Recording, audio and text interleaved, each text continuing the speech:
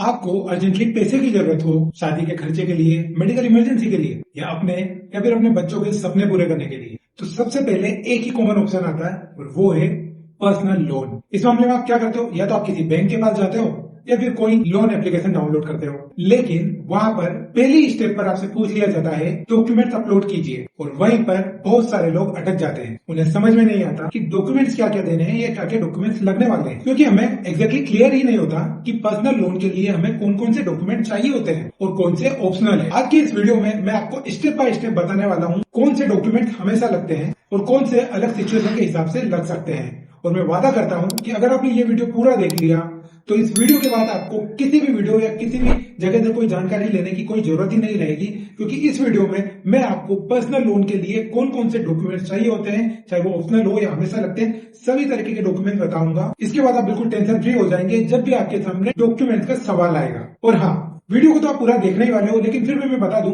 कि इस वीडियो के बीच में मैं एक बोनस टिप भी आपको देने वाला हूं जो कि आप मिस नहीं कर सकते। अगर आप मिस करेंगे तो शायद आपका ही नुकसान है, इसलिए वीडियो को स्किप मत करना और पूरा जरूर देखना। तो चलिए वीडियो में आगे बढ़ते हैं और बात करते हैं कि पर्सनल लोन लेने के लिए आपको कौन कौन से डॉक्यूमेंट्स की जरूरत पड़ती है। तो सबसे पहला जो बेसिक डॉक्यूमेंट है वो है आईडी प्रूफ। आईडी प्रूफ हर जगह लगता है, चाहे आप किसी एप्लीकेशन के जरिए लोन लें या फिर किसी बैंक में जाकर लोन लें या कहीं पर भी जाए, आपको आईडी प्रूफ देना जरूरी है। ये प्रूफ करता है कि ये जो बोल रहा है वो आप ही हो। अब कॉमन आईडी प्रूफ से क्या क्या हो सकते हैं, एक तो आधार कार्ड हो सकता है, एक वोटर आईडी हो सकता है, पासपोर्ट हो सकता है, ड्राइविंग लाइसेंस हो सकता है और आपका पैन कार्ड हो सकता है। इनमें से कोई भी आपको जो है कि आपके आईडी प्रूफ का काम कर सकता है। तो सभी के पास आधार कार्ड होता ही है, पैन कार्ड भी होता है, वोटर आईडी भी होता ही है। जरूरी नहीं है कि पासपोर्ट सभी के पास हो और जरूरी नहीं है कि ड्राइविंग लाइसेंस सभी के पास हो, लेकिन जो तीन चीजें आधार कार्ड, पैन कार्ड और वोटर आईडी, ये तो ऑलमोस्ट सभी के पास होते ही है जो 18 साल से ज्यादा की उम्र के होते हैं। तो ये तो सभी के पास होते हैं, तो इसमें तो कोई दिक्कत वाली बात नहीं है। अब बढ़ते हमारे दूसरे डॉक्यूमेंट की तरफ। दूसरा डॉक्यूमेंट आता है एड्रेस प्रूफ।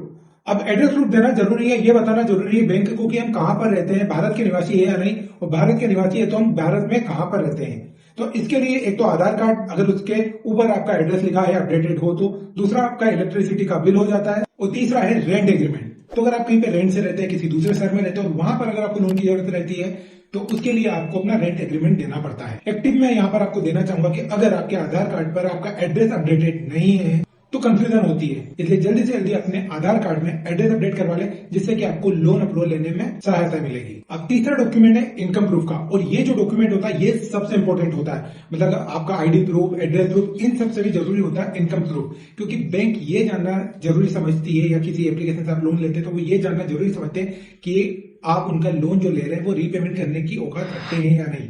वर्ड शायद आपको गलत लगे, लेकिन वो यही जानते हैं इनकम प्रूफ के द्वारा कि हम उनका जो लोन लेते हैं उसका रीपेमेंट करने की औकात भी रखते हैं या नहीं।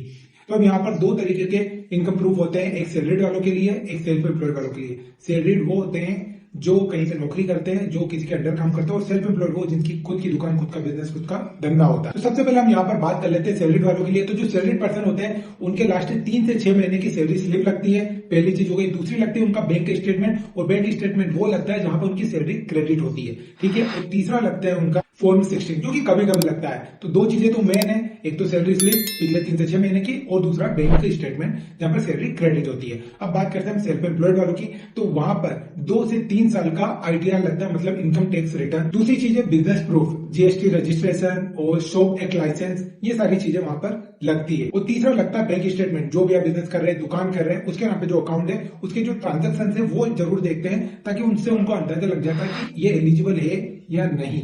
तो यही वो डॉक्यूमेंट है जहां पर सबसे ज्यादा रिजेक्शंस होते हैं, क्योंकि कई लोग उस क्राइटेरिया को मैच नहीं कर पाते, जो इनकम प्रूफ का क्राइटेरिया होता है उसको शायद वो मैच नहीं कर पाते। अब चौथा डॉक्यूमेंट है फोटोग्राफ। यहाँ पर आपका पासपोर्ट साइज फोटोग्राफ लगता है, यह हाल ही में खींचा हुआ होना चाहिए। और दूसरा आपका पैन कार्ड लगता है, जो कि मैंडेटरी है। हर जगह पैन कार्ड तो मैंडेटरी मतलब जरूरी ही है। तो जैसे वीडियो के स्टार्टिंग में मैंने कहा था कि कुछ डॉक्यूमेंट्स होते हैं जो लगते ही लगते हैं, और कुछ ऑप्शनल डॉक्यूमेंट होते हैं जो कई जगह पर लगते हैं, कहीं पर नहीं लगते हैं। तो जो हमने अभी तक बात करी वो बिल्कुल डिफरेंट डॉक्यूमेंट्स है जो लगते ही लगते हैं। अब कुछ ऑप्शनल डॉक्यूमेंट होते हैं, उनके बारे में मैं आपको बता देता हूं। कभी कभी लेंडर्स क्या होते हैं, एक्स्ट्रा डॉक्यूमेंट्स मांग लेते हैं फॉर वेरिफिकेशन। अब इसमें एम्प्लॉयर आईडी कार्ड लग जाता है अगर सैलरीड हो तो, रेंट एग्रीमेंट लग जाता है अगर आप किसी शहर में किराए से रहते हो तो, तीसरा एक को एप्लीकेंट या गारंटर लगता है अगर लोन का अमाउंट बड़ा हो तो। अब बारी आती है बोनस टिप की, जो कि मैंने वीडियो के स्टार्टिंग में आपको बोला था कि बोनस टिप दूंगा जिससे कि आपको लोन लेने में सहायता मिलेगी और जल्दी से जल्दी अप्रूवल मिल सकेगा, मतलब आसानी होगी। तो वो टिप ये है, लोन अप्लाई करने से अपने सारे डॉक्यूमेंट्स आप एक जगह पर एक फोल्डर में अरेंज कर ले। जैसे आईडी प्रूफ हो गया, एड्रेस प्रूफ हो गया, इनकम प्रूफ हो गया